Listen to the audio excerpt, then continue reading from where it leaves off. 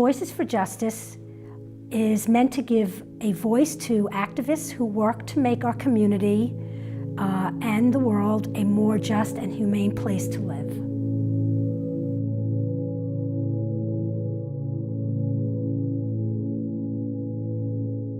Welcome to another episode of Voices for Justice. My name is Sharon Rakusin, and I have in the studio, the CATV8 studio in White River Junction, with me today, Griffin Shumway.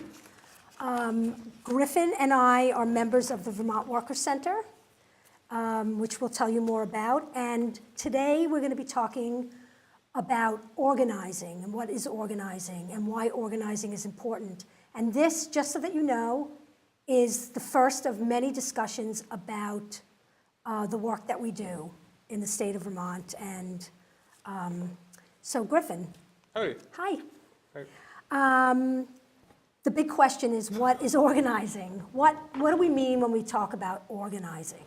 So essentially what we mean when we're talking about organizing is people coming together to help build the world they want to see. And they do that in a lot of ways. They fight specific issues, larger issues. But essentially, it's going up to your neighbors and saying, what is the world you want to see, and how do we get there? So the big question is, what is the world we want to see? Yes, and what? So are you going to ask me that question? I'm going to ask you that question. What is the world you want to see? So I think about that a lot. No? And I think the simple answer is a just world. I'd like to see a world where I can actually stop fighting for the justice that I want to see, and that it finally comes to fruition. That would really make me very happy. Awesome. So what kind of world would you like to see? So we ask this a lot at the Worker Center, and whenever we ask it, we sort of frame it as what are the specifics? What's the where do people work? Where do they live? Stuff like that. And I have a really hard time picturing the world that I want to see and where I work. I don't really want to work. But what I think about when I think about those situations is I think about myself fishing. And there's a particular place in Norwich that I picture myself fishing with a dog and just sitting there on a nice afternoon. And I don't even fish, right? You don't have a dog. I also don't have a dog. But to me, I don't fish. Fishing is something you do when you have the time, when you're really relaxed, when you have the freedom to do it. And I think increasingly we don't really have that time, and I've never really felt like I've had that time in my life. I've gone fishing a handful of times, but I don't. It's the thing that you do when you have a free day. And then not only that, but it's also so much of the world that we live in is not ours. Especially in Norwich, there's a lot of places that I don't really have access to. And so it's a lot harder for me to just go fishing there, right? So, me imagining myself fishing in the world is just it encompasses so many more things about the world that I want to live in. It's a metaphor. It's a metaphor. It took me a long time to get there. It's also, I think, the story from Office Space, but it took me a long time to actually, it's legitimately what I pictured, but it took me a hard time to figure out why I pictured that. And I remember the first time you told me this story, and I honestly didn't get it. Yeah. I couldn't, I took you literally, and I thought, he wants to go fishing with a dog he doesn't have. But, the more, really what you're talking about is a liberation. Mm-hmm. And I'm retired, and I don't feel liberated. I don't feel as though I have any time at all. Mm-hmm. And it's not the same story of people retiring and then being really busy doing personal growth. I am really busy working with the Worker Center, with other organizations that have been on this show, to make the world better, to make our community better, and transform it so that there is that feeling of being liberated. And it's really hard work. Yeah. And what I feel as I can't say that I'm a very good organizer. You're a very good You're a organizer. great organizer. You got me on your show. But that we're not doing it alone. We're not alone. We're not isolated. We're working towards something that's greater than ourselves. What I really love about this question is that we don't have a sense of what is greater than ourselves. I don't know if I'm using the term right, but the idea is like a radical imagination. We don't really have we don't have a radical imagination. We don't think about the world we want to live in. And so the first time I asked Kayla Dreyer from the United Valley Interfaith Project this, she was like really caught off guard that I would ask someone that question. And that made me feel really good because we don't have an answer for it, and that's fine. You know, it's an exercise in practicing it. Sorry. Yeah. Well, that's a friend of ours, a mutual friend, Yeah. whose name I'm not going to mention on the show, said to me one day that what a liberal politic does is it aspires to something that's out of reach, but theoretically could actually come to fruition. Like, it could happen. We could get health care, universal health. We can get great public education. We can get people out of debt. And that's what that was Bernie's premise, is to aspire and reach for what feels unattainable. But if you don't do that, how do you even start to get there? You have to think of what's possible. So that aspiration, that is the word that I want people to take away from this show, that you need to reach for the unattainable. Yeah. Because it really isn't.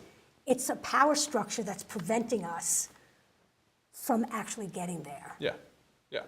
So, I mean, where do we want to go with that? You know, this is the consensus. Well, I think it can be hard for people to think like the Vermont Worker Center, I forget if you said this in your introduction, but its major campaign over the past about 8 years has been a campaign for universal health care in the state of Vermont. And it's had some ups and downs. You know, Shumlin sort of turned his back to us in 2014. But it's always been geared towards health care as a human right. I think you have a good definition of human rights. Do you want to give that real quick? Well, the Walker Center actually had an analysis and principles that laid out how healthcare, what healthcare should meet. Yeah. What principles it should meet. And it was being accountability, participation from the people that are actually need healthcare. I'm forgetting. Sorry. Okay, accountability, participation, equity. Let's go over those principles again because I wasn't. Yeah. Accountability, universality, equitability, transparency, and participation. So those 5 principles allowed us to decide that healthcare actually needed to meet those principles so that people got the healthcare that they actually needed. Yeah. And it worked. I mean, we got very, very far with that. We have an actual Act 48, that's a law that says people should have health care, and it should be what they need when they need it. Essentially, I mean, the language is very good. Yeah. But then we haven't gone any further because we can't finance it. Yeah. But so going back to like building the world we want to see, so that's right, like organizing is people coming together to build the world I want to see. I mean, it's fundamentally, it's people coming together. You can organize, you know, an art show too, but we're talking about political organizing here. Building the world we want to see. So what healthcare was, and using that is like a sort of strategic way of using healthcare as a consensus. Bob Moses, in his book, Math, Literacy, and Civil Rights, Radical Equations, Math, Literacy, and Civil Rights, talks about consensus as the thing that people can come together and work on. That is like a clear need in a community that people can be organized around. Like healthcare. Like healthcare. Every single person we talked to in the state of Vermont said, we need universal healthcare. There was no dissent on that. We absolutely, all of us will one day be sick. Yeah. We need healthcare. Yeah. So Bob Moses was a civil rights organizer. He was basically the architect of the Mississippi Voting Rights Project, which is most well known for its Freedom Summer program, where something like 1,000 or 2,000 students came from, white students essentially came from the north end of Mississippi.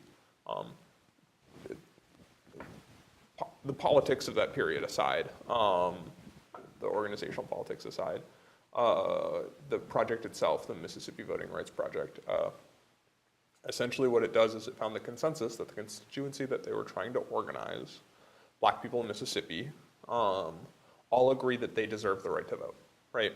No one could say that they didn't want the right to vote. Whether or not they could get people to show up to the courthouse is a different thing and register to vote, but they could organize people at least that wanted the right to vote. So they had a consensus there.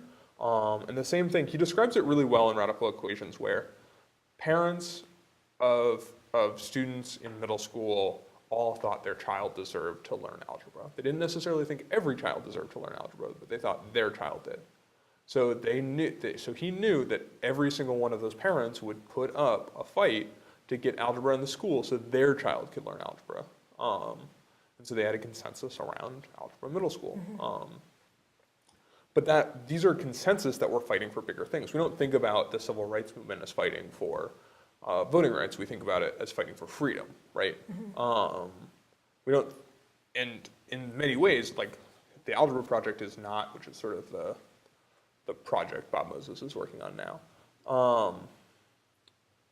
He doesn't, as far as I understand it, they don't think about it in terms of just winning algebra in middle schools. They think about it as building student leadership to demand equal access to education, right? And that equal access to education gives them their ability to have equal access in society more broadly. Right. And it also allows them to sort of see the forces against them that deny them equal access to society more broadly. So, like, working on healthcare, how does that connect to, what do you think it means to connect to climate change, racism, a whole host of issues that plague society, that right now, without things that allow us to be free, how does healthcare get there? Right. What's that path look like to you? So healthcare is a consensus issue. I'm going to draw a picture of an iceberg. So I like to think of this as an iceberg. I'm going to draw a really bad picture of an iceberg. Here's some water, right? But the majority of the iceberg is below the water. That's the part you don't see. The top of it is winning demands. And in this case, that demand is healthcare. What we want to win, but what we're actually doing is we're building power, right? So across the state of Vermont, we're going around talking to people about healthcare. We're knocking on doors and saying, how much healthcare debt do you have? How is, the EpiPen, right? The EpiPen price just got increased like mad. How is that affecting you? How is the pharmaceutical? Yeah, there are a lot. Industry. How are these things negatively affecting your life? How are they impacting you? We did a video when we first launched the campaign in 2008 where there's someone who stands up and he says, I had this choice where if I went to the doctor and it was cancer, I can't afford to pay for the treatment, so I've either left my family bankrupt paying for the treatment or left them without a father, right? Like these are the sorts of situations that we're leaving people in. But as they come into the movement, as they come into the organization, our goal is to build power. It's not just to win healthcare, it's to build power. And we do that by talking to them about the world that we're in and the forces we're up against, right? So it's not just that the state, it's not just that the the Republicans or the Democrats or the progressives don't want universal health care, but that there's a whole industry, national and in the state. The National Life Insurance Group is, a fairly prominent real estate owner in Montpelier, that are up against us winning universal health care. And not only that, but we're building a statewide organization. So in order to win universal health care, we need to build a statewide organization, which requires having people across the state in some sort of regular contact with one another. That we're able to do studies in and build relationships and have potlucks that can build relationships for the long haul to win us not just healthcare, but other demands, transportation, housing, childcare, housing, rent, Yeah. school debt. Yeah. I mean, everything that everybody has heard recently from Bernie's campaign, everything. I think Bernie's a really good example of a consensus issue. There's a lot of people that, a target demographic that would have been very supportive for Bernie that was sort of a missed opportunity for a lot of people to go into those offices and have a deeper conversation about how Bernie Sanders is not the be all end all of the world we want to see, but he's someone who's talking about it. So let's talk about it further. Yeah. And let's continue those conversations. And some people are continuing those conversations, but a lot of those continued conversations wind up being let's elect good Democrats, right? And we're not talking about electing good Democrats. We're talking about having a long conversation about what it means to live in the world and what does it mean to have the world that we want to see and what does it mean to get there. And as good as Polina or whoever else is, they're not going to get us there alone. It's going to take a grassroots movement of people, not just across the state, but probably across the world, to get the world we want to see. I think that I don't feel like it was a missed opportunity because I think we're actually locally in the Windsor County Organizing Committee of the Workers' Center, right here in White River Junction. We are talking about these issues. We're talking about the connections. Yeah.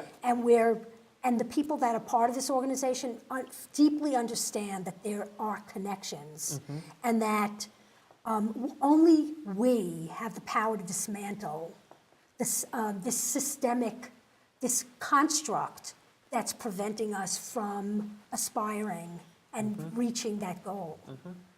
I just mean, Yeah. we could have been in Bernie's office, No, yeah. Some of us were, you were, I wasn't, probably should have been, but, que sera, sera. Yeah. But Yeah. this conversation is going to continue on my show with you and other members of the Workers' Center. And it does, some of this may actually feel pretty abstract. Power, our kind of power, people power, Yeah. is obviously not built in a day. It's not even built over maybe a century. If you think about all the movements that took decades and decades, and some have still not been resolved, like racism issue. Slavery has morphed, but it hasn't gone away. Right now we've got prison strikes across the country where there are people in prison that are striking over slave conditions. That's right. But over time, the more we talk about this and the more we understand it, and I think we talk a lot about this, there is history, long history. In order to understand where we are today, we have to understand what's come before us, and that's very, very important. And we will, so Bob Moses was a civil rights leader. Yeah. He's working on his newest, he's been working since 1982 on this algebra project. But the point of that is to critically assess and develop an understanding of what is needed to get ahead. Yeah. I just want to read this quote that he sort of begins the book with. It sort of encapsulates that really well. In order for us as poor and oppressed people to become part of a society that is meaningful, the system under which we now exist has to be radically changed. This means that we are going to have to learn to think in radical terms. I use the term radical in its original meaning, getting down to and understanding the root cause. means facing a system that does not lend itself to your needs and devising means by which you change that system. This is easier said than done, but one of the things that has to be faced is in the process of wanting to change that system, how much we've got to do to find out who we are, where we've come from, and where we are going. I'm saying, as you must say too, that in order to see where we are going, we must not only remember where we have been, but we must understand where we have been. And that sort of gets at it, like, you know, we are standing on the shoulders of giants, but like, if we don't know who those giants are, we're gonna have a really hard time building power. If we don't know, so that was a quote from Ella Baker. You know, it's hard to describe these people as civil rights activists because they are so much more than that. But she's best known as being a leader in the Student Nonviolent Coordinating Committee, which Bob Moses was also a leader in. Or otherwise known as SNCC. Otherwise known as SNCC, you know, John Lewis, Diane Nash, you know, there's a bunch of folks that people will probably know that were leaders from SNCC. Yeah, but I think we need to understand where we've been. And yeah, and that takes a little bit of abstract knowledge, but this isn't a conversation that we're gonna Continue. Yeah, these things don't happen once. Right. Organizing happens over a long stretch of time. Right. And so these are conversations that we're gonna keep having. Right. Yeah. Yeah. So we'll end there. Yeah. And we'll continue this conversation in the future. There are lots of people who love to talk about this. But I would like to say to the audience is we meet every other week as an organizing committee in White River Junction, and you can reach me through my email, sdracusin@gmail.com. Cool. And if you'd like to join us, we welcome you. Yeah.